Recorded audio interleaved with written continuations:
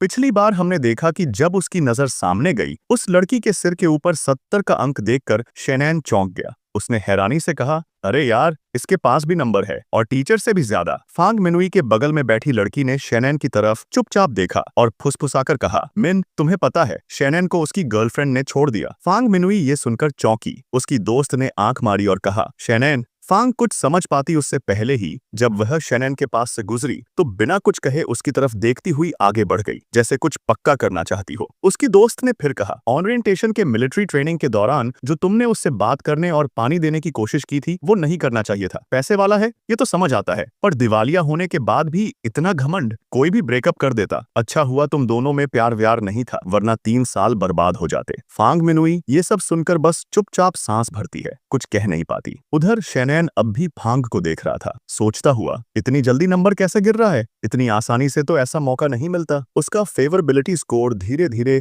72 से घटकर 19 हो गया। वो थोड़ा घबरा गया। नहीं, ऐसे बैठे बैठे तो कुछ नहीं होगा, लेकिन रूममेट की भावनाओं का भी ख्याल था, इसलिए उसने पूछा, हांग हाबा, अगर मैं फांग मिनुई के साथ कपल बन गया तो तुझे बुरा लगेगा? हांग ने उसकी ओर देखकर ठोड़ी पर हाथ रखा, फिर बोला, असल बात यह है कि तू क्लास की ब्यूटी को पटाना चाहता है, पर तुझे क्या लगता है तू अब भी वही रिच बॉय है जो BMW 4 सीरीज चलाता था? फिर कुछ सोचकर बोला, सच कहूं तो मुझे फर्क नहीं पड़ता, जब तक वो ली जियानपिंग के साथ नहीं है, किसी के भी साथ हो जाए चलेगा। शेनैन को जैसे यही सुनना था, फौरन पलटा और बोला, ब्रो, बस इसी जवाब का इंतजार था। हांग हैरानी से चिल्लाया, भाई तू सीरियस है? शेनैन ने बिना कुछ बोले सबसे तेज दौड़ लगाई और फांग मिनुई के सामने जाकर गंभीरता से बोला, मिनुई। फांग ने चौंक कर उसकी तरफ देखा, चेहरा लाल हो गया। उसकी दोस्त भी सतर्क हो गई और फौरन सामने आकर बोली, शेनैन, क्या चाहते हो? शेनैन ने पूरे भरोसे के साथ जवाब दिया, मैं सिर्फ ये पूछना चाहता हूँ, कल तुम फ्री हो? मैंने स्टार सुशी केकी रेस्टोरेंट में टेबल बुक की है, तुम मेरे साथ चलोगी? फांग अचकचा गई, चेहरा और लाल हो गया। मन ही मन सोचने लगी, ये मुझे खाने पर बुला रहा है? उसकी दोस्त ने शक से पूछा, सुशी? वही रेस्टोरेंट जहां एक बार का खर्च 1000 युआन से ऊपर होता है। पैसे हैं तेरे पास? शेनैन ने उसकी बातों को पूरी तरह नजरअंदाज किया, सिर खुजलाते हुए मुस्कुराया, खाने के बाद थोड़ी वॉक भी करेंगे, और हाँ, मेरी बहन के लिए बर्थडे गिफ्ट लेना है, तुमसे मदद चाहिए, अगर हो सके तो कल सुबह जवाब दे देना। इतना कहकर वो हाथ हिलाता हुआ चला गया। हांग ये सब देखकर अवाक रह गया। फांग अब भी चेहरा लाल किए अपनी दोस्त की ओर मुड़ी, मैंने अभी हाल ही में ली जियानपिंग के साथ मूवी देखी थी, अब शेनैन के साथ डिनर पर जा रही हूँ, ये ठीक है? दोस्त ने कंधे उचकाते हुए कहा, क्यों नहीं, जापानी हाई एंड रेस्टोरेंट है, मना करने की कोई वजह नहीं है।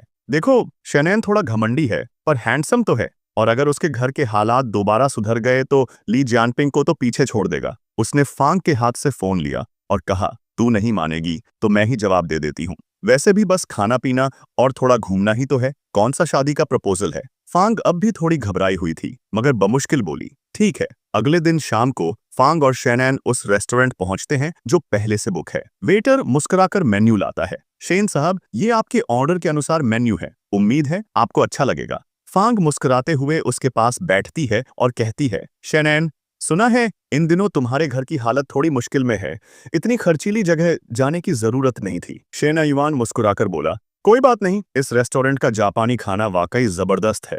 इतना कहकर ही वो अचानक फंग मन्नू के भरे पूरे जिस्म के संपर्क से सख्त हो गया, चेहरा लाल पड़ गया। सोचने लगा, क्या मैं हुई जैसे हालात में हूँ? सिर्फ 2 महीने हुए हैं पर ये हाल है।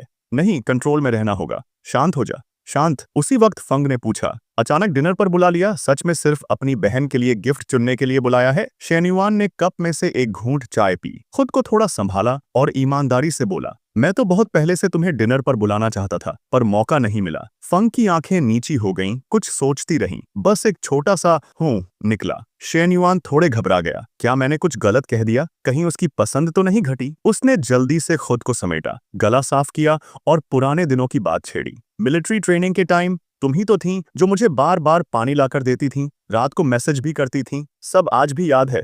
फेवरेबिलिटी नंबर एकदम बढ़ गया, 66 से 67। फंग का चेहरा गुलाबी हो गया, हल्की सी मुस्कान के साथ पूछा, तुम्हें अब भी याद है? शेनयुआन ने सिर खुजाया, भूल कैसे सकता हूँ। नंबर फिर से उछला, 100 फिर 70। लेकिन शेनयुआन अब भी अंदर ही अंदर खुद को शांत करने की कोशिश कर रहा था। कंट्रोल, थोड़ा और सब्र कर ले। समय बीतता गया। करीब 40 मिनट बाद दोनों ने खाना खत्म किया और पेमेंट के लिए काउंटर की ओर बढ़े। स्टाफ ने मुस्कुराते हुए कहा, सर कुल बिल है 2,921 रुपए। आप मेंबर हैं, इसलिए आपको डिस्काउंट के बाद 2,777 देना होगा। शेन्युआन ने सिर हिलाया। ठीक है, धन्यवाद। फेवरेबिलिटी नंबर बढ़ गया, अब 73। फंग मनयू ने एक नजर शेन्युआन की ओर देखा। मेरे पूरे महीने के खर्च सिर्फ 3,000 हैं और इसने एक डिनर पर उतना खर्च कर दिया। और ली जैनपिंग, उसने तो मूवी देखने के बाद कहा था कि अगली बार कैंटीन में खा लेंगे। घर में पैसे हैं फिर भी कंजूस। उसी वक्त सिस्टम की नोटिफिकेशन आई, सीमित समय का टास्क। पास में मौजूद किसी लड़की पर पैसा खर्च करो जिसकी फेवरेबिलिटी 60 से ऊपर हो और उसका सम्मान पाओ। इनाम, लड़की पर जितना पैसा खर्च हुआ वह 3 गुना लौटेगा। अगर फेवरेबिलिटी 3 अंक बढ़ी तो 2 गुना वापस मिलेगा। शेन्युआन ने फंग के सिर के ऊपर नजर डाली। अब नंबर था 76। पहली बार देखा था तब 72 था, अब 76। ओह, मतलब यही है। एक डिनर में ही 10,000 कमाने जैसा लग रहा है। फंग मनयू ने उसकी ओर देखा, हल्का सा मुस्कुराई, चेहरा लाल लेकिन मुस्कान प्यारी। अब ये लड़का कुछ ज्यादा ही अच्छा लगने लगा है। शायद पैसे की ताकत यही होती है। यही सोचते हुए उसने शेन्युआन का हाथ थाम लिया। चलो, अब उन्हें बहन के लिए गिफ्ट लेने गोड्जन मॉल जाना था। थोड़ी देर बाद गोड्जन मॉल के अंदर एक बूढ़े आदमी ने सामने देखा और बोला, वांटिंग, वो लड़का यहाँ क्या कर रहा है? जो वांटिंग भी चौंकी। शेन्युआन, उसने उसे घूरा। कल ही तो ब्रेकअप हुआ और आज नई लड़की के साथ घूम रहा है। बूढ़ा बुदबुदाया। इतना बड़ा फकीर और इतनी बड़ी दुकान में घुसने की हिम्मत रखता है। अंदर ही अंदर कुढ़ने लगा। मैंने तो इतनी मेहनत से पैसे उड़ाए, इतने गिफ्ट दिलाए, और ये लड़का कर्ज में डूबा हुआ होते हुए भी लड़कियों को इम्प्रेस कर रहा है। शेन्युआन ने दोनों को देखा। फंग से बोला, चलो किसी और स्टोर में चलते हैं। फंग ने सिर हिलाया। हाँ ठीक है, लेकिन बूढ़ा यह बर्दाश्त नहीं कर पाया। सामने आकर रास्ता रोक लिया। जब आ ही गए हो तो एक बार अंदर आकर देख ही लो, देखना तो फ्री है। जो वांटिंग भी बोल पड़ी, शेन्युआन, तुम यहाँ क्या कर रहे हो? ये लड़की कौन है? शेन्युआन ने शांति से जवाब दिया, इत्तेफाक है, बहन के लिए गिफ्ट लेने आया हूँ, बस घूम रहा था। बूढ़ा आदमी घमंड से कहता है, अगर तुम उपहार खरीदने आए हो तो तुम्हें थोक बाजार में जाकर देखना चाहिए कि क्या तुम यहाँ आ सकते हो। वह पीछे एक महंगे स्टोर की ओर इशारा करते हुए कहता है। जो वांटिंग भी बिना झिझक के सीधे फांग मिनू की तरफ बढ़ जाती है और मुस्कुराते हुए कहती है, छोटी बहन, हालांकि मैं तुम्हें जानती नहीं, फिर भी मैं यह अच्छा समझती हूँ कि तुम्हें ऐसे लोगों से बचने की सलाह दूं। शेन्युआन इसे बर्दाश्त नहीं कर पाता और तुरंत फांग मिनू के सामने खड़ा हो जाता है और बर्फीली आवाज में जवाब देता है, तुम्हें इससे क्या लेना देना है? और यह धोखा देने का क्या मतलब है? मैं किसे धोखा दे रहा हूँ और तुम किसे धोखा दे रहे हो? बूढ़ा आदमी कुछ शब्द निकालता है। शेन्युआन, तुम्हें वांटिंग से ऐसे बात नहीं करनी चाहिए। एक आदमी को श्योर होना चाहिए, और वांटिंग तुम्हारी एक्स गर्लफ्रेंड है। हम सब जानते हैं तुम्हारे परिवार की हालत। तुम कंगाल हो और कर्ज में डूबे हो, तो बड़ा आदमी बनने का नाटक मत करो। कोई तुम्हारा मजाक नहीं उड़ा रहा। शेन्युआन उसके शब्दों से गुस्से में आ जाता है और सोचता है, ये दोनों सच में नफरत करने लायक हैं। एकदम परफेक्ट जोड़ी। तभी सिस्टम का एक नोटिफिकेशन बजता है। परफेक्ट जीवन को दूसरों द्वारा न कम आंका जाए। यह एक लिमिटेड टाइम टास्क है। उधार पर पैसे खर्च करो जिससे सामने वाले का प्यार 60 से ऊपर हो और इसके साथ साथ तुम्हारे आसपास के लोगों में नकारात्मक भावनाएं उत्पन्न हो। टास्क का इनाम, यदि आसपास के लोगों में नकारात्मक भावनाओं का मूल्य बढ़ता है तो हर 5 अंक के लिए तुम्हें उस पैसे का 2 गुना वापस मिलेगा जो तुमने सामने वाले पर खर्च किए हैं। ध्यान रहे, यह टास्क पैसे खर्च करने के समय के रिटर्न के साथ जुड़ सकता है। इस समय जोड़ी के 2 लोग भी अपने अपने नंबर दिखाते हैं, 23 और 30। शेन्युआन को जैसे ही ये समझ आता है वह मुस्कुराते हुए सोचता है, पहले मैंने सोचा था कि इन दोनों का थोड़ी इज्जत बचाकर निकल जाऊं ताकि इन्हें भी शर्मिंदा न करना पड़े, लेकिन ये दोनों तो परेशानी ही पैदा करना चाहते हैं। अब जब सिस्टम ने टास्क दिया है तो फिर मुझे पीछे हटने का कोई कारण नहीं है। शेन्युआन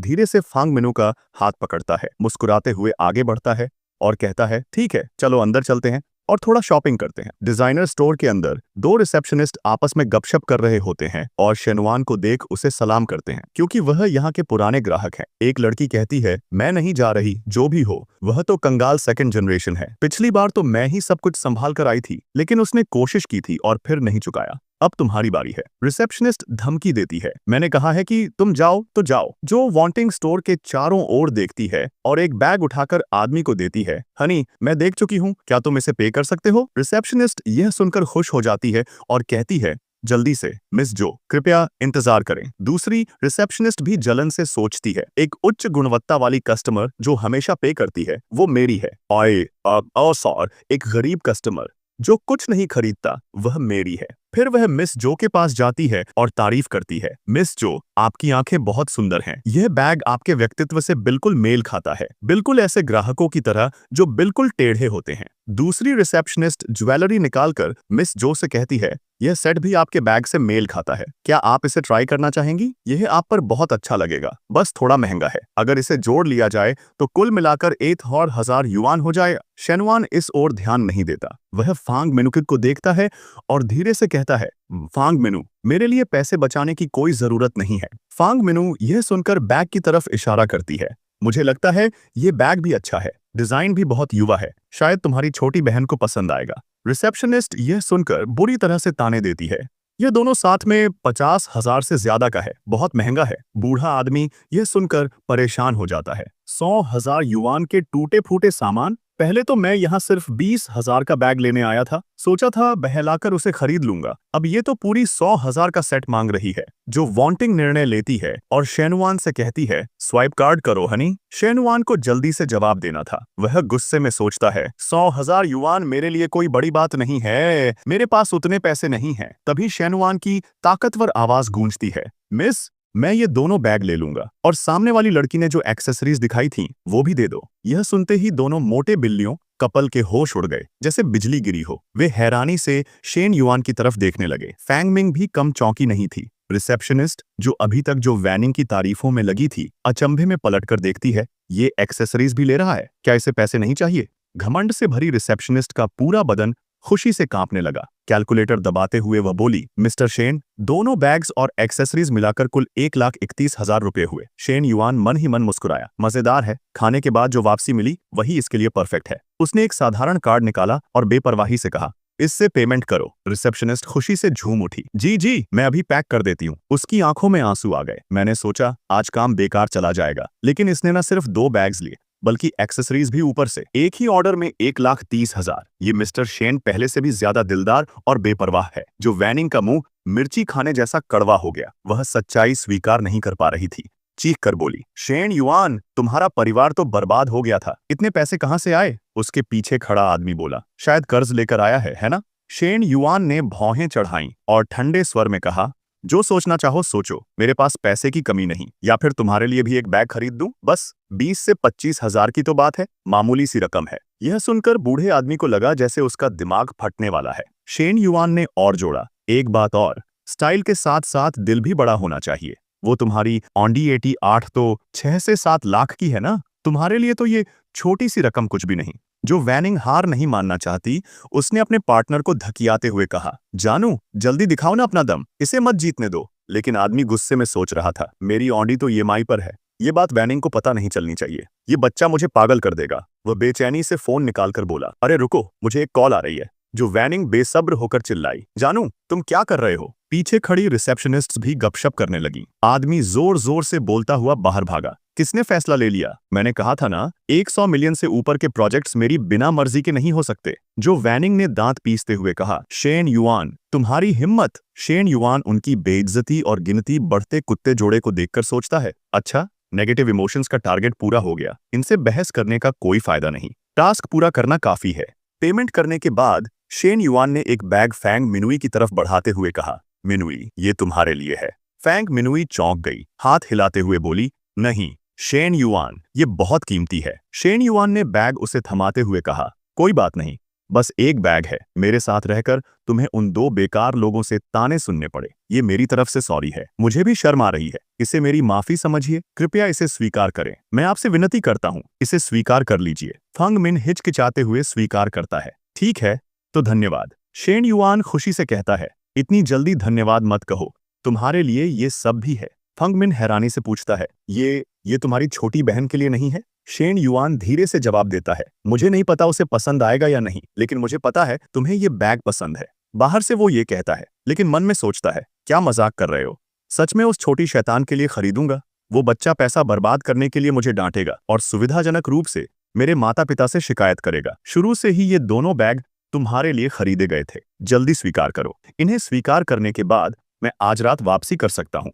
फंग मिन पीछे हटता है, सोचता है, एक ही बहुत ज्यादा है और अब तुम पूरा सेट स्वीकार कर रहे हो, क्या इससे उस पर बुरा प्रभाव नहीं पड़ेगा? लड़की शर्मीली होकर कहती है, नहीं शेन युआन। ये लड़की के बोलने से पहले ही शेन युआन उसका हाथ पकड़कर मुस्कुराते हुए कहता है, कोई बात नहीं, ये तो बस शुरुआत है, हमारे पास अभी बहुत समय है, इसे स्वीकार करो। अगर तुम फिर से मना करोगी तो मैं उदास हो जाऊंगा। उसके उत्साही निवेदन के साथ लड़की तुरंत बाकी बैग भी स्वीकार कर लेती है। सिस्टम संदेश बजता है, कार्य पूरा करने पर बधाई हो। इस कार्य में कुल 15 नकारात्मक अंक थे।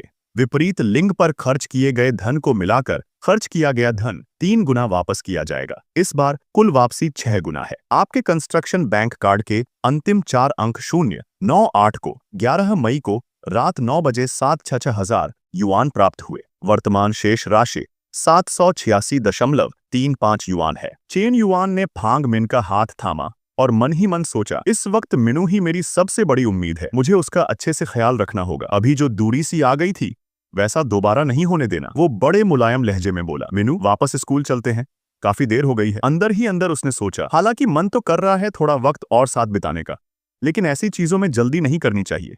जब होना होगा खुद ही होगा। हांगमिन भी उसके इस रवैये से थोड़ा प्रभावित हुई। उसके मन में आया, यान तो पूरी तरह अलग है ली जेनपेंग से, उसने तो बार का जिक्र तक नहीं किया, वरना शायद मैं खुद भी चली जाती। थोड़ी देर बाद चेन युआन साउथ हॉस्टल पहुंचा। उसी वक्त ऊपर से कुछ लड़के नीचे उतरते हुए जोर जोर से जेन पेंग की तारीफों के पुल बांध रहे थे। कमाल है यार, बिना शोर किए क्लास की सबसे सुंदर लड़की को सेट कर लिया। हम सब तो अब तक सिंगल हैं और तू इतना आगे निकल गया। इस खुशी में पार्टी तो बनती है, वो भी शानदार वाली। लीन पेंग ने जानबूझकर ऊंची आवाज में कहा, इस बार पूरी क्लास को बुलाएंगे, मजा आएगा। चेन युआन चुपचाप सुनते हुए अपने कमरे में चला गया। अंदर एक रूममेट परेशान सा बैठा था। रिसीवर रखते हुए बोला, सब सुना क्या? वो कमीना ली जेनपेंग अभी क्लास ब्यूटी के साथ फिल्म देखकर आया है और पूरे कॉलेज को बताने पर तुला है।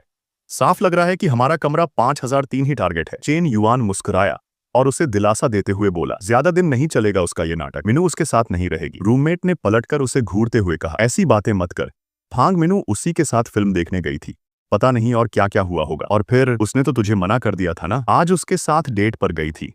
इससे साफ है कि अब वो लीन पेंग के साथ ही है। चेन युआन चुपचाप बिस्तर पर बैठ गया, कुछ नहीं बोला, बस कंप्यूटर चालू किया और खाते की रकम पर नजर डाली। सोचने लगा, इतनी जल्दी नई इनकम आ भी गई, शायद कल घर जाकर जरा हालात देख लूं। दृश्य परिवर्तन, चेन युआन का घर। एक भारी भरकम आदमी कुर्सी पर बैठा है। उसे देखकर बोला, शिया युआन आ गया तू? वो आदमी है उसका चाचा चेंडे। चेन युआन अंदर आया और ठंडे स्वर में बोला, नमस्ते चाचा। पिता ने धीरे से कहा, बात चल रही है बेटा, तू जरा अपने कमरे में जा। चेन युआन कमरे में चला गया, लेकिन बाहर से अब भी पिता की आवाज आ रही थी, भाई मैं तेरी मजबूरी समझता हूँ, लेकिन फिर भी मैं चाहता हूँ तू थोड़ा और वक्त दे। जो सामान है उससे कर्ज का बड़ा हिस्सा चुका सकता हूँ, पहले एक किस्त दे देता हूँ। चेंडे ने जिद भरे अंदाज में कहा, एक किस्त से कुछ नहीं होगा, इन 2 दिनों में मैंने रोज भाग दौड़ की है, अब की बार सब कुछ एक साथ चाहिए। चेन युआन की माँ अब चुप नहीं रह सकी, तेजी से बोली, चेन कोई ऐसे उधार नहीं वसूलता। जब तेरे पास कार धोने के भी पैसे नहीं थे तब हमने ही 3 लाख दिए थे, और कभी तुझसे वापस मांगा क्या? अब हमने तुझसे सिर्फ 2 लाख लिए और तू 3 बार तगादा कर चुका है। क्या मतलब है इसका? पिता बीच में बोले, बस करो, ज्यादा मत बोलो, तुम्हारा भाई अपनी जगह मजबूर है। लेकिन माँ नहीं रुकी, साफ बोल गई, मजबूरी किसे नहीं होती, लेकिन वो अंदर से जानता है सच क्या है। मैं उसकी बीवी से पूछ चुकी हूँ, ये 2 दिन उसने कोई भाग दौड़ नहीं की, फिर भी इतना अकड़ कर कह रहा है कि कर्ज चुकाना जरूरी है, जैसे कोई एहसान कर रहा हो। अफसोस कि अपने ही रिश्तेदार ऐसा करें, पर अगर कोई बाहरी होता तो उसे असली वसूली दिखती। चेन युआन की माँ तुनक कर बोली, हाँ अब जबरदस्ती करोगे उधार वसूलने के लिए? वाह रे किस्मत, पूरी चेन फैमिली ही मतलबी निकली, पहले जितना प्यार दिया सब बेकार गया। चेन युआन के पिता ने करवट लेकर कहा, क्या बोल रही हो? कुछ जेवर तो हैं ही घर में, जा निकाल ले, बेच देते हैं, बाद में जब पैसे होंगे वापस ले लेंगे। माँ ने झुंझलाकर कहा, बंद करो ये बातें, पहले घर का कर्ज चुकाएं, खरीदारी बाद में देखेंगे। अचानक चेन युआन के सिस्टम में एक नोटिफिकेशन बजा, एक परिपूर्ण जीवन में कर्ज नहीं होना चाहिए, सीमित समय का मिशन, घर या व्यक्तिगत कर्ज चुकाओ, इनाम, जितना कर्ज चुकाओगे उतनी ही रकम 2 गुनी होकर वापस मिलेगी। पहली बार 2 लाख चुकाने पर 10 लाख मिलेंगे, खासतौर पर कार के लिए। चेन युआन नोटिफिकेशन को देखता रहा, सन्नसा, सोचने लगा, मौका तो बिल्कुल सही वक्त पर आया है। वैसे भी आज मैं सोच ही रहा था कि थोड़ी मदद करूं। आंखों में हल्की चमक आ गई। इधर माँ ने अलमारी से जेवरों का डिब्बा निकाल लिया, बोली, सालों से जो दिया है सब यही है, कितनी भी मुश्किल आ जाए बेचने का मन नहीं होता, लेकिन फिर भी ले जाओ, कम से कम कुछ राहत मिले। वैसे शिफ्टिंग के दौरान 2 सोने की अंगूठियां गुम हो गई थीं। माँ की ये बात सुनकर चेन युआन को भीतर तक शर्म आई। तब अनन को एक बैग चाहिए था। मैंने ही माँ की वो 2 अंगूठियां बेच दी थी। उस वक्त मैं वाकई बहुत गलत था। वो झटके से दरवाजा खोलकर जोर से बोला, माँ, पापा, मेरे पास पैसे हैं। पिता ने उसे देखा और थके स्वर में कहा, बेटा, अभी मजाक का वक्त नहीं है। माँ भी थकी हुई आवाज में बोली, घर की हालत देख रहे हो ना, फिर भी तुम्हें अपनी कैफेटेरिया कार्ड के लिए वो पैसे चाहिए। चेन युआन थोड़ा शर्मा कर सिर खुजाने लगा और पिता से बोला, सच में मेरे पास पैसे हैं। पुराने चेन, सुनिए, ये जो पैसे आने की आवाज है, सुन रहे हैं ना? माँ और पापा ने फटाफट अपने फोन निकाले और जैसे ही स्क्रीन देखी, दोनों चौंक कर बोले, 2 लाख। पिता ने हैरानी से पूछा, इतने पैसे आए कहां से बेटा? चेन युआन ने फौरन एक बहाना बना दिया, माँ पापा, पहले जो आपने पॉकेट मनी दी थी उसमें से थोड़ा मैंने एक दोस्त के साथ क्रिप्टो में लगा दिया था। उसने तब मुझे हाथ भी नहीं लगाने दिया। कहता था, रुको, बहुत बढ़ेगा। अब पिछले 2 दिन में ही उसने पैसे कन्वर्ट किए हैं। मन ही मन सोचा, शायद ये बहाना चल जाए। वैसे भी उस वक्त जो पॉकेट मनी मिली थी वो काफी थी। माँ की आंखें खुशी से चमक उठीं। शाबाश बेटे, तूने तो हमारे सिर से बहुत बड़ा बोझ हटा दिया। पिता ने भी तुरंत कहा, ठीक है, पहले पैसे ट्रांसफर करते हैं। उस आफत को घर से निकालना जरूरी है। चेन युआन के पिता बाहर जाकर ट्रांसफर कर देते हैं और फिर ठंडी आवाज में बोले, हाँ चेंडे, कर्ज चुका दिया है। माँ ने भी 2 टूक कहा, अब जो चाहिए था वो मिल गया, अब दफा हो जा और आइंदा हमारे घर का रास्ता मत देखना। चेंडे ने जैसे ही अपने फोन में रकम देखी, उसकी अकड़ एकदम गायब हो गई। हकलाते हुए बोला, ए बहन जी, आप ये क्या कर रही हैं? माँ ने सख्ती से ऊंची आवाज में कहा, कान में दिक्कत है क्या? साफ साफ कहा, निकल जा। इसके बाद उसे खुद जाने की जरूरत नहीं पड़ी। चेन युआन के माता पिता ने उसे धक्के मारकर बाहर निकाल दिया। वो दरवाजे पर खड़ा रह गया, अंदर झांकते हुए, ये क्या हो गया? मेरा भतीजा ही तो उधार में था, अब मैं ही बाहर खड़ा हूँ। बाहर करीब 10 करोड़ का कर्ज पड़ा है। मैंने सोचा था कि वो आखिरकार पैसों की तंगी में फंस ही जाएगा, इसलिए जल्दी वसूली करने आ गया। लेकिन इतनी जल्दी कर्ज कैसे चुका दिया? क्या उसके नए बिजनेस ने सच में कमाना शुरू कर दिया है? लगता है अब फिर से अमीर बनने वाला है। ये सोचते हुए चेन डे को जोर का पछतावा हुआ। उसने अपने गाल पर खुद ही तमाचा मारा। अब इसके बाद उससे नजर कैसे मिलाऊंगा? मैं आज आया ही क्यों था? धत्त तेरी। पोस्ट ने पहला कर्ज चुकाने का लक्ष्य पूरा कर लिया है। इनाम तुरंत जारी किया जा रहा है। कंस्ट्रक्शन बैंक कार्ड, अंतिम अंक 98 में 12 मई 11:39 पर 4 लाख युआन क्रेडिट हुए। वर्तमान बैलेंस 1163.56 युआन। फिर उसी कार्ड में 12 मई 11:39 पर 10 लाख युआन और जमा हुए। वर्तमान बैलेंस 2635 युआन। चेन युआन ने मोबाइल स्क्रीन देखी और मन ही मन सोचा, दूसरी ट्रांजैक्शन तो कार के लिए अलग इनाम है, उसे निकाल दें तो भी मेरे प्राइवेट अकाउंट में अब 1 मिलियन से ऊपर है। ये तो सोचा भी नहीं था कि घर लौटकर न सिर्फ माँ बाप की चिंता दूर कर दूंगा, बल्कि इतनी बड़ी कामयाबी भी हाथ लगेगी। लेकिन अगली ही पल उसने खुद से कहा, पर ये तो सिर्फ शुरुआत है। घर के सारे कर्ज चुकाने में अभी बहुत वक्त और पैसे लगेंगे। अभी अगर ये पूरा मिलियन भी पुराने चेन को दे दूं तो भी कुछ नहीं बदलेगा। सबसे समझदारी यही होगी कि इस पूंजी का सही इस्तेमाल करूं और इससे और ज्यादा कमाई करूं। वो अपनी माँ और पापा की तरफ देखता है। दोनों की आंखों में आंसू हैं, लेकिन चेहरे पर राहत और खुशी की चमक है। चेन युआन पास ही बैठा सोचने लगा, गिनती करूं तो अभी सिर्फ 20,000 ही पुराने चेन को और दे सकता हूँ। फिर उठकर माता पिता के पास गया और बोला, पुराने चेन, मेरे पास अभी भी थोड़ी रकम बची है, लगभग 2,10,000। क्या अभी तुरंत उसकी जरूरत है? माँ ने हाथ हिलाकर कहा, फिलहाल तो लगता है कि अभी जरूरत नहीं पड़ेगी, बाकी उधार ज्यादा जरूरी नहीं है। तभी पुराने चेन की गर्दन अचानक शर्म से लाल हो गई। थोड़ा झिझकते हुए बोले, अरे वो बेटा 5,10,000 दे सकता है क्या अभी के लिए? चेन युआन मुस्कुराया, बस यही बात तो सुननी थी पुराने चेन, यही तो सही एहसास है। वो खुद को याद करता है, जब मैं इनसे पैसे मांगता था बिल्कुल ऐसा ही चेहरा बनता था मेरा। सोचते हुए हंस पड़ा, विरासत नाम की चीज भी क्या गजब है, कहीं ना कहीं वही आदतें दोहराई जाती हैं। लिया मुस्कुराई, हाँ, आज दोपहर की क्लास कैंसिल हो गई थी। चेन युआन उत्साह से थोड़ा आगे बढ़कर बोला, आज रात फ्री है? एक डिनर की ट्रीट देना चाहता था। पिछली बार आपने मुझे खाना खिलाया था, तो अब मेरी बारी है लौटाने की। तभी पीछे से एक जोड़ी तीखी नजरें चमकी। लिया और चेन युआन दोनों का चेहरा एक साथ उतर गया। लियांग चेहरे पर मानो जान ले लेने वाली नियत लिए चुपचाप पीछे खड़ी थी। चेन युआन हकला गया। वो लियांग, वो वहीं जम गया। ये टीचर की छोटी बहन तो मेरी किस्मत की दुश्मन बन चुकी है, इससे पंगा नहीं लेना, बिल्कुल नहीं। इन दोनों बहनों का कॉम्बो बस खतरे की घंटी। दोनों बहनें कितनी अलग हैं।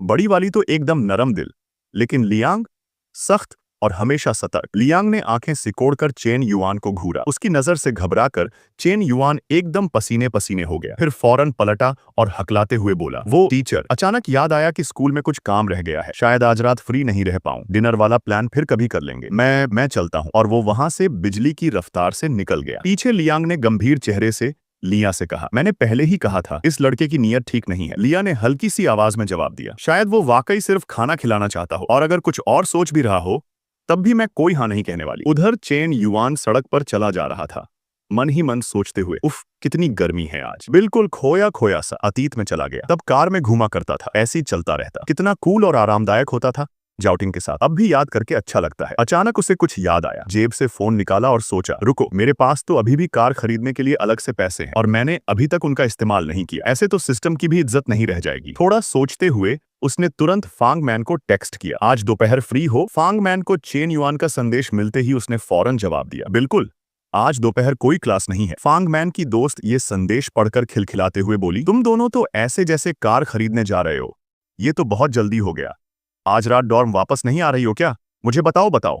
फांग मैन शर्माते हुए बोली, बकवास मत करो, हम तो डेट पर भी नहीं जा रहे। उसकी दोस्त चिढ़ाते हुए बोली, हमारी मिनू कितनी लकी है, एक अमीर सोने की कछुए को तो पकड़ा ही, और वो भी ऐसा हैंडसम। उस लड़के चेन युआन को तो अच्छा खासा सौदा मिल गया। फिर दोस्त ने मजाक करते हुए फांग मैन के सीने पर हल्का सा हाथ मारा। फांग मैन झेंपते हुए बोली, अरे रुको, क्या कर रही हो? 1 घंटे बाद एक टॉप लेवल 4S डीलरशिप में एक कर्मचारी उन्हें आते हुए देखता है और स्वागत करता है। स्वागत है, मैं आपकी किस तरह मदद कर सकता हूँ? क्या आप कार देखने आए हैं? किस तरह की कार देखना चाहते हैं? तभी एक और लड़का उनके पास आता है, चेहरा लाल और आंखों में उलझन के साथ। मिनू, तुम यहाँ क्या कर रही हो? फांग मैन मुड़ी और हल्की आवाज में बोली, ओह सीनियर चिन। उसके मन में विचार आया, चिन यांगंग, वो सीनियर जो कभी मुझे हाई स्कूल में डेडिकेटेड था, अब ये यहाँ क्यों है? वो लड़का उनके पास आकर फांग मैन से पूछता है, मिनू ये कौन है?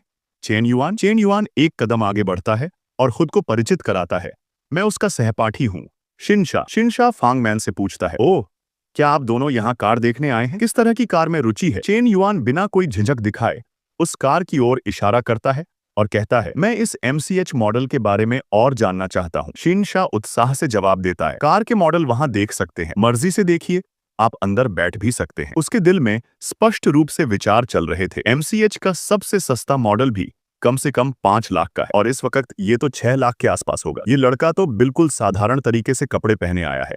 हाँ, अगर पैसे नहीं है तो बस है, और ऐसे लड़कों को 4S स्टोर में लाकर कोई दिखावा करने का क्या फायदा? फिर उसकी नजर फांग मैन पर जाती है और सोचता है, मिनू आज भी कितनी खूबसूरत है, वही पुरानी देवी जैसी खूबसूरती, वही आकर्षण जैसे पहले मैं उसे चाहता था। अब मेरी सैलरी 10,000 से ऊपर है, मैं एक अच्छा सेल्स पर्सन बन चुका हूँ और 2 लाख की होंडा एकॉर्ड से ऑफिस आता हूँ। आजकल लड़कियां ऐसे लड़कों को ही पसंद करती हैं जो लड़कियों के लिए टॉप चॉइस होते हैं। वो बस खड़ा रहकर तरह तरह के ख्यालों में खो जाता है। फिर फांग मैन के पास जाकर कहता है, मिनू बहुत समय हो गया, क्या तुम आज रात फ्री हो? थोड़ा बात करें। फांग मैन थोड़ी झिझक के साथ जवाब देती है, माफ करना सीनियर, शायद आज रात मैं फ्री नहीं रहूंगी, मेरे पास और प्लान है। तभी चेन युआन अचानक बोल पड़ता है, हे क्या टेस्ट ड्राइव का इंतजाम हो सकता है? चेन युआन को बीच में ही रोका जाता है और वह मन ही मन कड़ा सोचता है, मैं मिनू से पूछने की कोशिश कर रहा हूँ, ये बीच में क्यों बोल रहा है? उसे तो खुद इसके लिए पैसे नहीं है, फिर टेस्ट ड्राइव का क्या फायदा? सिर्फ मेरा समय बर्बाद कर रहा है। वो गुस्से को दबाते हुए जवाब देता है, माफ कीजिए, लेकिन आज टेस्ट ड्राइव के लिए कार पहले ही हमारे बॉस ने ले ली है, आज टेस्ट ड्राइव नहीं हो सकती। चेन युआन, जो गाड़ियों को लेकर अच्छा खासा अनुभव रखता है, सोचता है, मैं वो नहीं हूं जो गाड़ी के बारे में कुछ नहीं जानता। जब मैं आया था तो मैंने MCH मॉडल को स्टोर में देखा था, अगर तुम टेस्ट ड्राइव नहीं दे सकते तो किसी और को भेज दो। इतना कहकर वह कार से बाहर निकलता है और जोर से फ्रंट डेस्क से कहता है, मुझे माफ कीजिए, क्या आप मेरे लिए कोई और सेल्स पर्सन का इंतजाम कर सकती हैं? मुझे तुरंत टेस्ट ड्राइव चाहिए। फिर एक लड़की बाहर आती है और हल्के से बोलती है, नमस्ते, मेरा नाम चेन्ना है, मैं इस स्टोर की सेल्स कंसल्टेंट हूँ, कैसे मदद कर सकती हूँ? चेन युआन ने सामने खड़ी प्यारी सी लड़की को देखा और उसकी ओर एक नजर डाली।